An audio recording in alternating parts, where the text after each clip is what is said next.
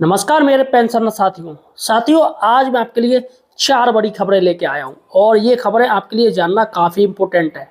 जी हाँ साथियों, चलेगा हम सीधे चलते हैं अपने बोर्ड पर। आपको बताएंगे चार बड़ी खबरें कौन सी हैं। देखिएगा दोस्तों, पहली जो खबर है वो है 2016 से अब तक के ईसीएचएस के बजट को 3.8 गुणा किया गया है। तो सरकार ने आंकड़े जारी कर दिए। दरअसल राहुल गांधी ने ये प्रश्न पूछा था ईसीएच के आंकड़े के बारे में कि पेंशनर को आप कितना सुविधा दे रहे हैं, उस मेडिकल को लेके पेंशनर की क्या क्या दिक्कतें हैं। तो उसके सरकार ने आंकड़े जारी करे हैं कि हमने देखो इतना इतना पेंशनर का जो ईसीएचएस है फंड वो बढ़ाया है। दूसरी बड़ी बात है दोस्तों, डीए 2006 से 2016 तक का डीए का मैं आपको आंकड़ा दिखाऊंगा तो आप चौंक जाओगे। मतलब बढ़ोतरी दोस्तों 2006 से 2016 तक की बढ़ोतरी मैं आपको दिखाऊंगा, आप चौंक जाओगे। और 2016 से लेकर 2026 तक की जो डीए में बढ़ोतरी हुई है उसे देखेंगे तो दोस्तों आपके होश उड़ जाएंगे कि सरकार ने आपके साथ क्या कर दिया, क्या खेल खेल दिया।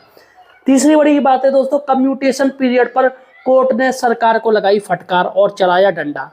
कोर्ट ने दोस्तों सरकार पर फटकार लगा दी बुरी तरीके से, क्योंकि कम्यूटेशन जो पीरियड है दोस्तों उसको सब चाहते हैं पेंशनर की कम किया जाए, लेकिन दोस्तों सरकार कोई जवाब ही नहीं दे रही है। मतलब पेंशनर को तो वो कुछ समझती नहीं है। इस पर दोस्तों कोर्ट ने डंडा डाल दिया बुरी तरीके से। चौथी बड़ी खबर है दोस्तों, कर्मचारी संगठनों ने 8th पे कमीशन में 5 बड़ी मांगे कर दी हैं। और दोस्तों ये 5 बड़ी मांगे काफ़ी इंपॉर्टेंट है, खासकर पेंशनर की मांगे इसमें रखी गई हैं दोस्तों। तो इन 4 बड़ी खबरों पर दोस्तों आज हम चर्चा करने जा रहे हैं। अतः साथियों, अगर आप एक पेंशनर हैं तो यार आप हमारे चैनल द फाइनेंशियल हेल्पर को यार सब्सक्राइब जरूर कीजिए। जी हाँ साथियों, आपको यहाँ पर सही और सटीक जानकारी सिर्फ हमारे चैनल पर मिलेगी। और सबसे बड़ी बात है कि पेंशनर की कोई बात नहीं करना चाहता है, सरकार भी नहीं करना चाह रही है। सरकार का मानना है कि पेंशनर देश के ऊपर बोझ है। इसलिए दोस्तों सरकार नए नए प्रयोग कर रही है, जनता से पूछ रही है कि भैया पेंशनर ज़्यादा हो गए हैं, इनके हम पेंशन कैसे दें। और जिनको फैमिली पेंशन मिल रही है उनकी फैमिली पेंशन पर भी सरकार कैसे चलाने के मूड में है। तो दोस्तों आप हमारे चैनल को सपोर्ट कीजिए, आपसे पेंशनर भाई जुड़ेंगे तो इससे एक यूनिटी बनेगी। दोस्तों आने वाले समय में आप सब लोग को सड़कों पर उतरना पड़ सकता है, अपने हक के लिए लड़ाई लड़नी पड़ सकती है, इसलिए चैनल को सब्सक्राइब कीजिएगा। चलेगा दोस्तों, सबसे पहले बात करते हैं पहली बड़ी खबर कौन सी है दोस्तों। 2016 से अब तक के ईसीएचएस के बजट को 3.8 गुणा किया गया है। तो देखिएगा दोस्तों, यहाँ पर एक डेटा मैं आपको दिखा रहा हूँ।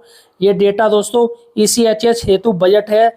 यहाँ पर 20/3/2026 को यहाँ पर राहुल गांधी जी ने जो प्रश्न पूछा था, विपक्ष के नेता हैं राहुल गांधी, कांग्रेस के नेता हैं राहुल गांधी। तो यहाँ पर दोस्तों यहाँ पर ये उत्तर दिया गया। प्रश्न संख्या थी 4739 के भाग का और गा के अंतर निम्नलिखित अनुबंध है। तो देखिएगा दोस्तों, यहाँ पर 10 वर्षों का आवंटित बजट आपके सामने मैं दिखा रहा हूँ। देखिएगा 2016-17 में 2,896 करोड़ रुपया था, 2017-18 में 3,928 करोड़ रुपया था, 2018 और 19 में 3,198 करोड़ रुपया था, 2019-20 में 5,199 करोड़ रुपए आवंटित हुआ था, 2020-21 में 5,321 करोड़ रुपए आवंटित हुआ था और 2021-22 में 4,870। ये 2021 और 22 दोस्तों ये साल आपको पता होगा कोरोना काल का साल था, इसलिए 4,870 करोड़ ही इसका आवंटित किया गया सबसे कम, जबकि ये ज़्यादा होना चाहिए था उस समय।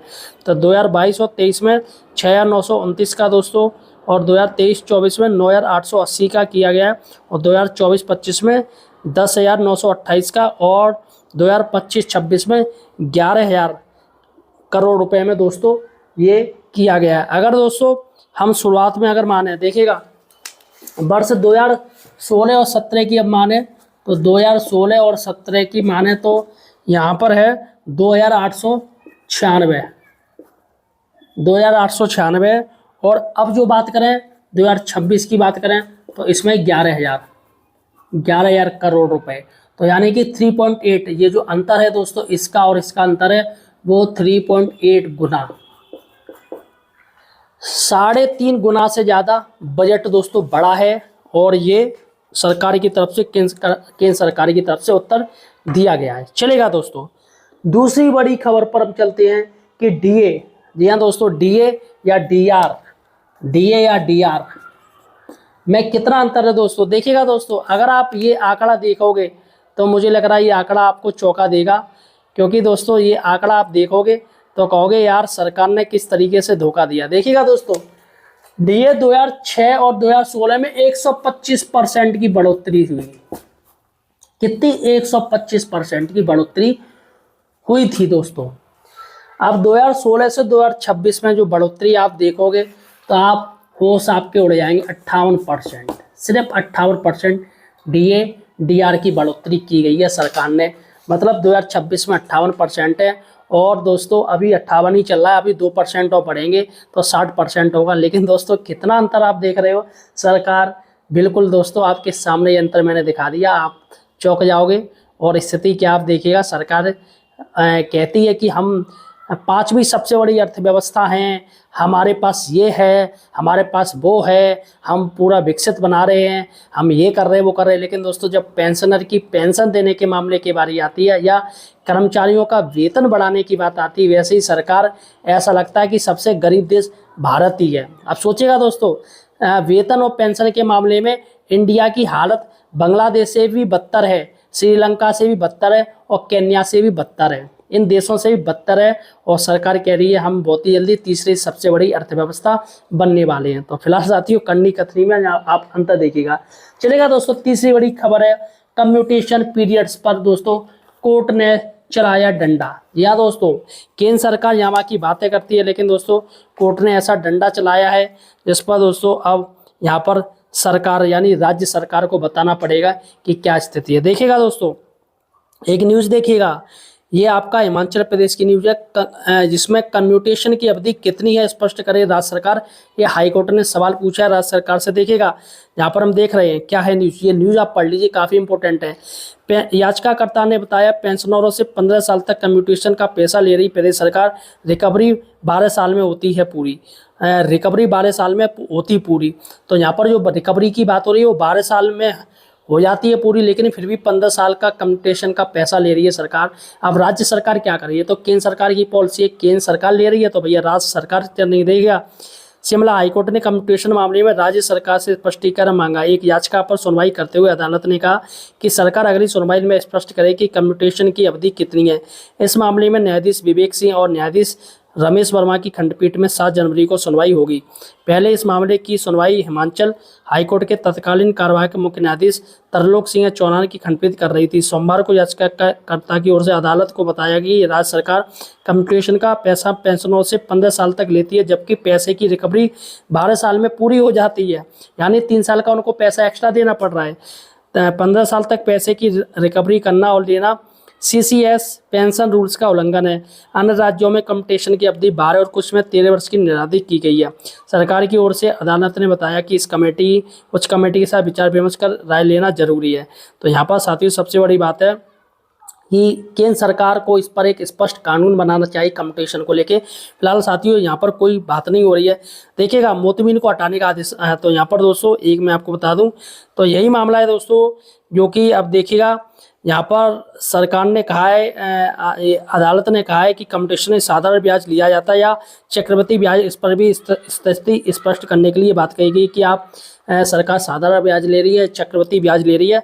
तो यहाँ पर साथियों सबसे बड़ी बात है कि सरकार को ये सब बताना पड़ेगा। फिलहाल साथियों देखते हैं क्या होता है, क्या जवाब देती है राज्य सरकार।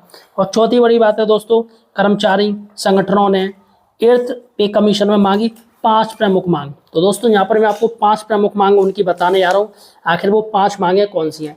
देखिएगा दोस्तों हमारे पास एक लेटर है, यह है all India NPS employ federation, और यहाँ पर सीधे माननीय प्रधानमंत्री नरेंद्र मोदी जी को चिट्ठी लिखी गई है, लेटर लिखा गया है।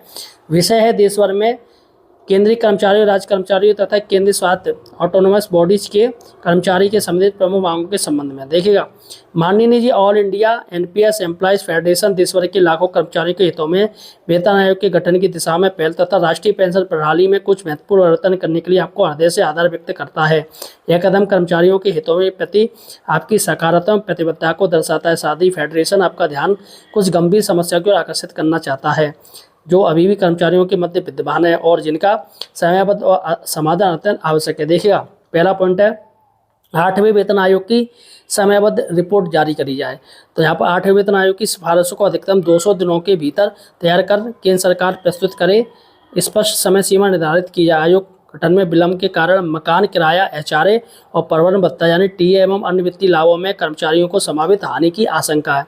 चलेगा दोस्तों, ये हो गया कि टाइम पे 200 दिनों के अंदर ये लागू होना चाहिए। दूसरा पॉइंट है एनपीएस यूपीएस कर्मचारियों को सेवानिवृत्ति पर ओपीएस का विकल्प। वर्तमान में सेवा के दौरान मृत्यु अथवा दिव्यांगता की स्थिति में एनपीएस या यूपीएस कर्मचारियों को पुरानी पेंशन योजना लाभ दिए जाने हैं। यही प्रावधान सामान्य सेवानिवृत्ति एवं स्वैच्छिक सेवानिवृत्ति वीआरएस पर भी लागू की जाता है ताकि सामाजिक सुरक्षा सुनिश्चित हो सके। यानी कि किसी की डेथ हो जाती है, एक्सीडेंटल हो जाता है, तो अगर उसने एनपीएस या यूपीएस लिया तो उसको ओपीएस में बदल दिया जाए। चलेगा दोस्तों, तीसरी बड़ी बात है 30 मार्च 2021 के प्रावधान का सामान्य क्रियान्वयन। दिनांक 30 मार्च 2021 के आदेशानुसार मृत्यु या दिव्यांगता के मामलों में पुरानी पेंशन विकल्प देने का प्रावधान अब तक केंद्रीय स्वास्थ्य संस्थाओं को सभी केंद्र शासित प्रदेशों में समान रूप से लागू नहीं किया गया। अतः इसे तत्काल प्रभाव से सभी पात्र कर्मचारियों पर समान रूप से लागू किया जाए। और चौथा पॉइंट है केंद्र एवं राज्य कर्मचारियों के वेतन ढांचे में समानता। केंद्र एवं राज्य कर्मचारियों के वेतन ढांचे में एकरूपता सुनिश्चित की जाए। सातवें वेतन आयोग के पश्चात भी अनेक राज्यों में केंद्र सरकार से निम्न स्तर पर वेतन संरचना लागू है, जिससे असमानता की स्थिति बनी हुई है, उसको सही किया है।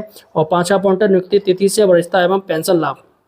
विभिन्न राज्यों विशेषकर मध्य प्रदेश आदि में शिक्षकों एवं अन्य कर्मचारियों की प्रारंभिक नियुक्ति संविदा अथवा अन्य माध्यम से करने के बाद नियमित किया गया। ऐसे कर्मचारियों को उनकी प्रारंभिक नियुक्ति तिथि से वरिष्ठता बहाल करते हुए पेंशन एवं अन्य सेवा प्रदान की जाए। तो यहाँ पर दोस्तों सबसे बड़ी बात है कि ये बहुत बड़ी मांग है दोस्तों, और इसमें 3 जो मांग है वो ओपीएस को लेके है, ओल्ड पेंशन स्कीम को लेके है। तो फिलहाल साथियों ये 4 बड़ी खबरें थी जो कि मैंने आपको बता दी। फिलहाल साथियों आपको क्या लग रहा है, इसमें कौन सी ज़्यादा इंपॉर्टेंट खबर थी वो मुझे कमेंट सेक्शन में बताइएगा। और इस वीडियो को शेयर कर दीजिएगा आपके जितने भी व्हाट्सएप ग्रुप चल रहे हैं, ताकि उनको भी पता चल सके कि आपका जो फंड है, सीएसएस फंड है, वो सरकार कितना गुना बढ़ा चुकी है। मिलते हैं एक नई वीडियो के साथ।